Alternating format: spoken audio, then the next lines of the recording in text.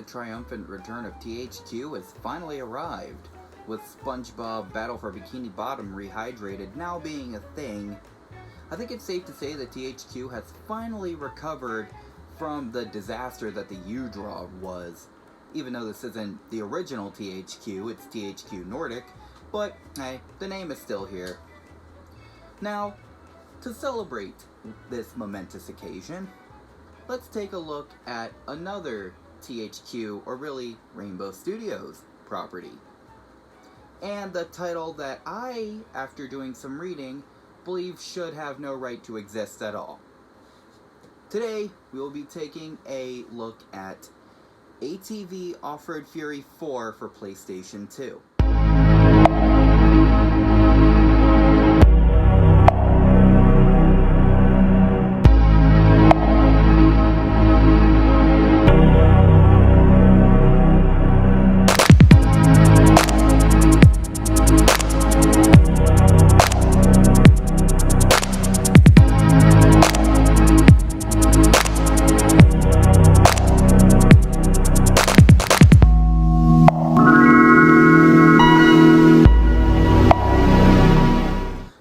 For the record, I just want to say, I don't hate this game, though there is an element to the game that I do detest with a burning passion. But before we can talk about ATV Off-Road Fury 4, let's go into a little bit of history, shall we? It all started back in 2001 when the first ATV Off-Road Fury came out on the PlayStation 2.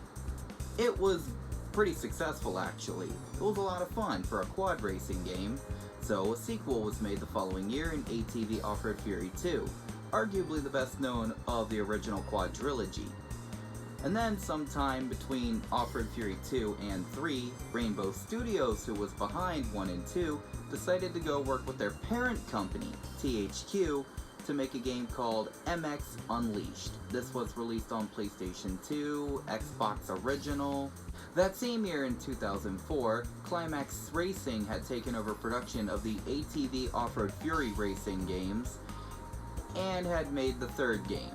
It was alright, it still had that touch of 1 and 2, but with a little bit more new added to it.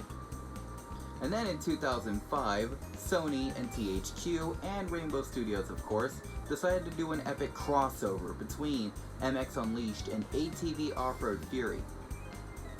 This would come to be known as MX vs. ATV Unleashed, to show that, hey, we can do more than just one class of vehicle. In fact, they did more than the 2 classes of vehicles in the name. They also had sand buggies and trophy trucks. They even had a golf cart you could race as. It was a fun game, I heard. I never got to play that one. So we've established that MX vs. ATV was a thing in 2005. So comes 2006 and another ATV Off-Road Fury game? Why?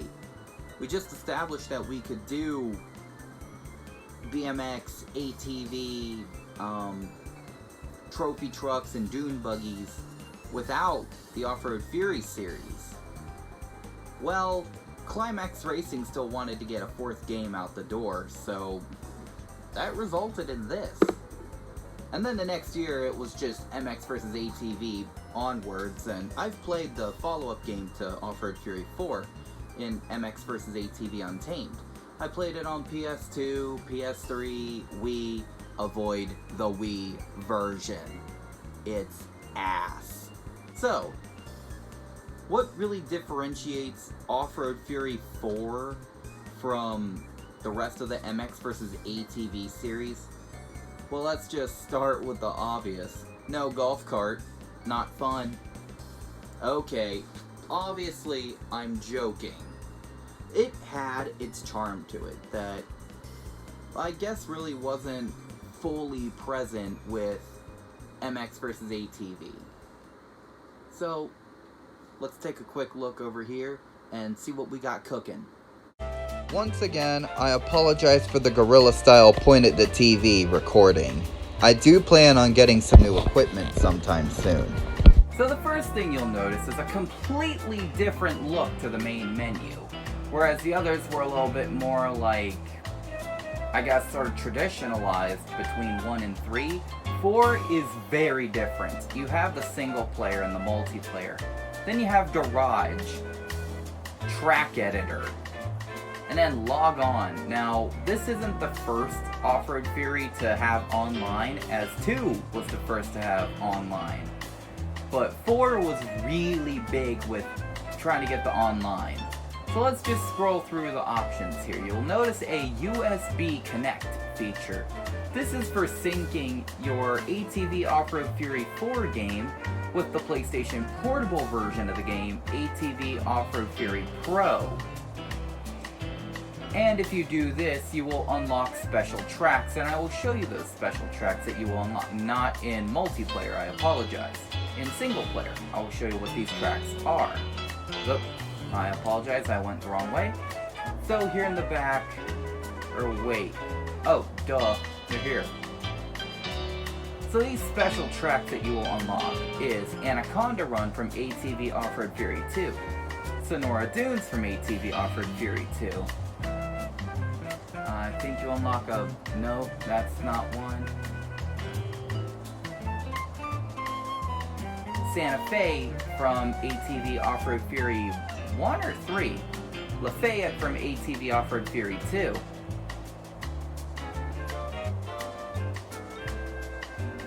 You unlock these special tracks as well as some freestyle tracks. Crescent Hill from ATV Off-Road Fury 2, Beaver Creek from Off-Road Fury 1 or 3, and the only way to unlock these tracks is to sync your PSP port of the game with the PS2 port of the game. I have never seen what these tracks look like in my life. I have a PSP and the link cable. So, tell you what, I just purchased ATV Off-Road Fury Pro off of eBay. Yes, I know I did a whole video railing against eBay, but they've been doing me a little bit better. I'm playing on a DualShock 2 that I bought off of eBay. So, anyway, I'm gonna do a video in the future playing these 6 coveted, ancient, forgotten tracks. Why? Because I've never seen anybody else do that. I think I'll have the only video up where I drive these 6 special tracks. So look out for that. Anyway, let's get on with the main meat and potatoes. I'm sorry for rambling. So you have the single events, the story mode, classic mode, and of course the training course and the records. So classic mode is your traditional championship mode. You go into a race, you're doing amateur or normal difficulty, and then pro difficulty. But with the pro difficulty, you're racing tracks in various parts of the world. Australia, Africa, Europe, South America, and some other section. While all the amateur tracks take place in the United States or North America or somewhere. You've got 4 classes of vehicles, ATV and bike, and then you have buggy and truck. You also have the AI difficulty, normal and expert, just like the originals. So, the classes are all like dependent on the cup you're running. Supercross is only for ATVs and bikes. Rallycross is only for buggy and truck. National can be run by all 4 classes, but the layout of the track varies on the class. If you're driving the light ATV and bike, it's different than the buggy and the truck. Freestyle is ATV and bike only. Circuit is buggy and truck only. Point to point. So you have Australia and all them, like I mentioned before, and then that is run by all 4 of the classes. And this is the only one where the layout doesn't change for the vehicles. Story mode. Now, I'll probably talk about this last. Single events is your traditional, just pick a track and run. Supercross, you got Coyote Fields, Eden Park, Palms Run, Sycamore Hill, and then you have the story mode courses. Australia's Big Red Arena, Barron Stadium, which is, oh lord, I forgot what country that is, or wherever. And then you have Downing Raceway, Big Red Dome, Anwar Stadium, the coveted Lafayette, and the coveted Santa Fe. Rallycross, Ironstone National Park, Moores Fork, Scouts Circuit, Cotton Hill, Australia's Boolaroo Flats, I think this is Europe, Valencia Speedway, Mabuza Park, that's Africa, Franz Pass, no that's Europe, and Los Iguanos from South America. Nationals, you got Hinter Valley, Ponderosa, Crocs Canyon, Green Fields, Colo Park, Palawan Beach, Kenyan Canyons, Kirsch Lake, Circuito del Primo, the coveted Sonora Dunes, and the coveted Anaconda Run. Freestyle, you have Elwick Arena, Hourglass Forest, Bearpaw Trail, Mockingbird Park, St. George's Park, Yoshido Arena, Hamada Desert, Ciudad Bullring, Los Reyes, the coveted Beaver Creek, and the coveted Crescent Hill. Circuit, you got Harlan Raceway, Ellison Sports Ground, Fire Arena, Caden Stadium, Benz Bay, Empire Gardens, Mahari Speedway, McHale Stadium, and Sereno Autodromo, my all-time favorite track in the game. Point to point, you have Australia, Asia, that's what it was, Asia, Africa, Europe, and South America. And then you have sponsored races at Mount Chetta, Copper Hill, Bayo Park, Cheverton Wastelands, Berwick Crag, and then various sponsor races at special layouts of, what was that again? And, well, I forgot that track again, I apologize. Okay, now to talk about the story mode. So you are a racer whose nickname is Slick, whether you're male or female. Probably named after you tripping or the way you drift. I can't remember, it's been a while, but anyway, you decide to come out of retirement. So you begin in the little North American circuits, making your way through. And then eventually, you're signed on to your team, or back on more so, and it's found out that there's a racer named Dirk who's conspiring to cheat and win all of the big races, but ultimately to take home the point-to-point rally race. It's found out that he's using an illegal fuel down the line to win the race. Ultimately, you, Slick, have to win the race. Eventually you do. Dirk is found out and arrested, and the people who were hosting the event, who were in on Dirk's little plan, agreed to plea against him in court without facing any charges. Keep in mind, this is the only ATV Off-Road Fury with a story mode. The garage is pretty cool, and let me tell you, here you can do all kinds of customizations for other various vehicles. You have your ATV, your bike, your buggy, and your truck. But there's different little vehicles that you can own for each, all of which you have to buy with credits or money, kind of like an ATV Off-Road Fury 2. But there's a lot more you can do in 4 than in 2. You can upgrade them and tune them up a lot more. You can even paint them custom paint jobs, but only going by the set thing here, like the little gray and silver stripes. Yeah, those will change color, but you can't change the little designs. But you can add logos to it. Oh, and you can also change your rider's gear and all that. Make it the same color as your quad. And then you have my all-time favorite feature, the track editor. You have 2 various types of tracks. You have the light track and the heavy track. The light track takes place in a little stadium, and you can build any kind of track you please, so long as it's within, well, reason.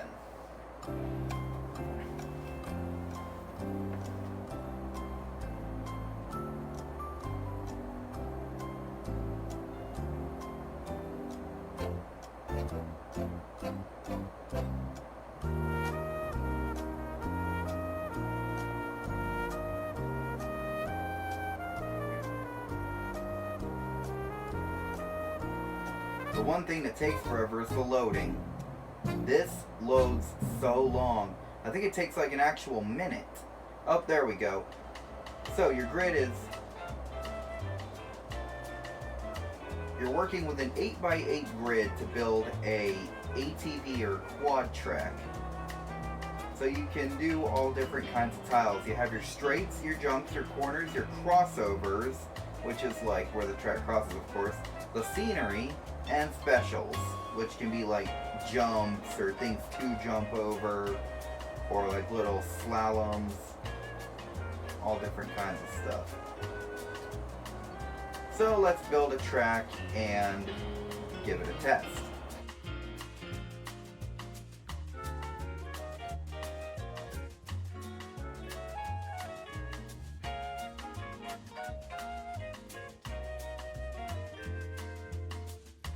Alright, let's do this. You press plus, you press pause at start.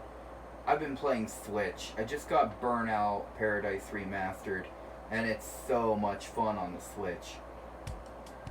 You press start, you push play, and we rock. And yes, the track is supposed to kind of be shaped like Deep Forest Raceway. I tried. This is what I have to work with.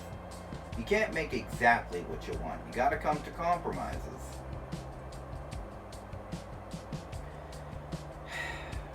And again, the loading is so long. Now we can play. Oh, and by the way, I have the game muted because so far as I know, there's no way to turn off the music in this one. And I don't like 30 Seconds to Mars. I can't stand 30 Seconds to Mars. Sorry if you like them, but I'm just not a fan. So the handling is definitely different, and I think it's a little bit more slidey compared to Off-Road Fury 2 and 1. And even 3, for that matter. Now, I'm not going to be able to make this jump. Not in my current status. So I got to go backwards.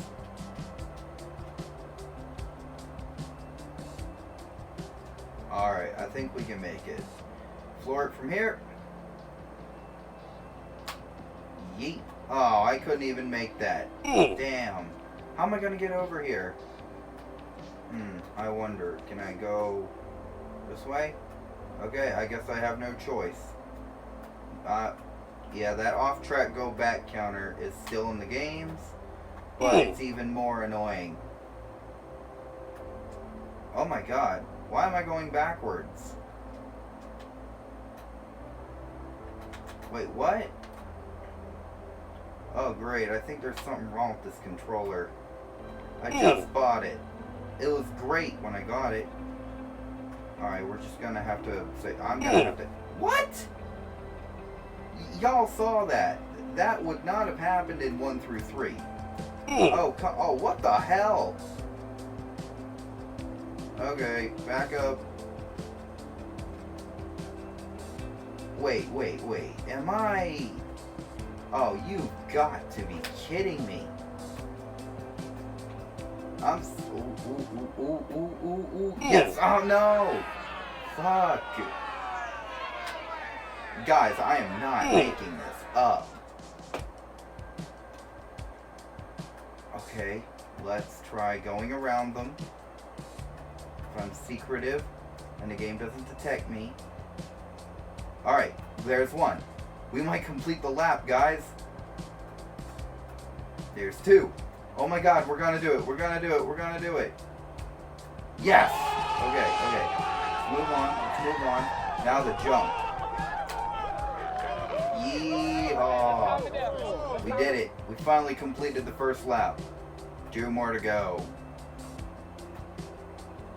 Guys, I wasn't even joking with that. You saw, that was real. That was real. Let's see if I can beat my best lap of 2 minutes 40 seconds on a track that shouldn't even take a minute.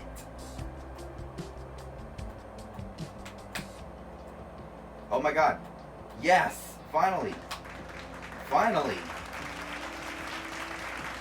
You just gotta get through that.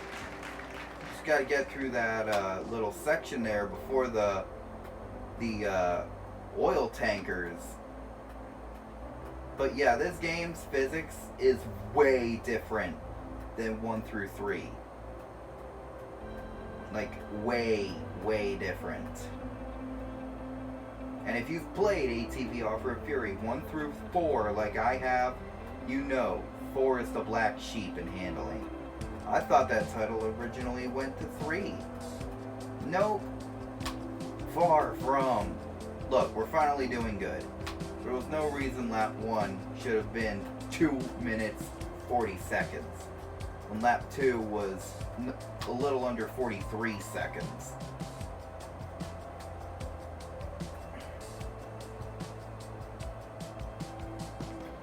Boom. Best lap, 42.5 seconds. Total time, 4 minutes, 5 seconds. Wow. Again, there was really no reason to do ATV Off-Road Fury 4. 1 through 3 were part of the greatest hits. Everybody loved 1 through 3. But 4? Not very much people talk about 4. You hear 1 talked about as, oh, it was great, it was tricky, but it was great. You hear 2 talked about like, oh my god, it was the best in the franchise. You hear 3 talked about like, wow, Climax really stepped it up with this one. But who praises ATV 4? Who? It was the last ATV Off-Road Fury game, and it came out in between games in which it was being absorbed into. MX vs. ATV, again, is a crossover between ATV Off-Road Fury and MX Unleashed. The first game of that official series had already happened before the 4th game of one of the series it had spun off from. It just doesn't make sense. It's confusing even me to where I don't know how to word it. And not to mention, this fucker's hard. This is a hard-ass game. It's that story mode, man. And you can't turn the difficulty down on that. You can't. You're stuck with it like that. But, the customizations for the vehicles, the array of the vehicles, and even the ability to build your own track, I loved it. I did. So, overall, it wasn't really what was needed from the ATV Off-Road Fury series. In fact, I think the franchise would have been fine if this game was never released at all. I mean, they still make MX vs. ATV games. Shoot, the last one came out 2 years ago as of recording this. But Off-Road Fury 4 just had no reason to exist. Let's be honest here. Off-Road Fury 4 was just MX vs. ATV with ATV Off-Road Fury slapped on it. Now, this would be like if there was an MX Unleashed 2, and they did the exact same thing ATV 4 did. It just wouldn't make much sense. I think Climax only did this because they wanted to have a story-based ATV game. Because there's a lot of unlockables you do with that story mode. And sure, you can unlock a lot of tracks through the classic mode, but ultimately, this game really focused a lot on story-driven elements. It even mentions the story mode on the back of the box. New story mode. Live the life of a rookie rider trying to reach the top of professional racing. Right there. They really wanted to have a story-driven ATV Off-Road Fury. It just didn't work out. I think the story sucks, actually. I think the story just plays out like another crappy 80s sports movie. In the sense that you have the rookie underdog who's trying to make it big, and then you have the egotistical professional jerkwad. And the next thing you know, it turns out the jerkwad's been cheating the whole time to keep the little guy down. Little guy wins anyway, and the jerkwad becomes a pariah. That's ultimately the story there. I just explained the story. It's so cliche, honestly, that it's not even worth your time.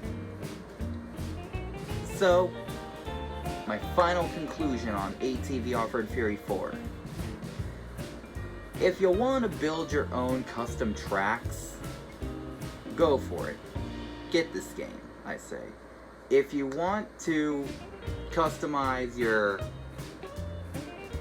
quads and your trucks and stuff, go for it. This game would be actually pretty good for that. There are cheat codes too, by the way. But go look those up yourself. I'm not gonna tell you. But if you're looking for a good story-driven racing game, anything but that. Anything but that. You'd have better luck getting a story-driven Gran Turismo, or a story-driven Forza, or even a story-driven Mario Kart, for that matter. Shoot, a story-driven M&M's Kart would be better story than that. Call it M&M's Kart 2, Electric Boogaloo for all I give a damn. Overall, my final rating on this game, I'd have to give it like a C. While the customization is fun and the ability to build your own track is there and fun, the story mode just ruins it. Like, badly ruins it. Get it if you want, but just don't bother with the story mode. I think there are cheat codes to unlock the crap you get out of story mode. Just play the classic mode. That's all I can really say. Or better yet, just go play MX vs. ATV Untamed.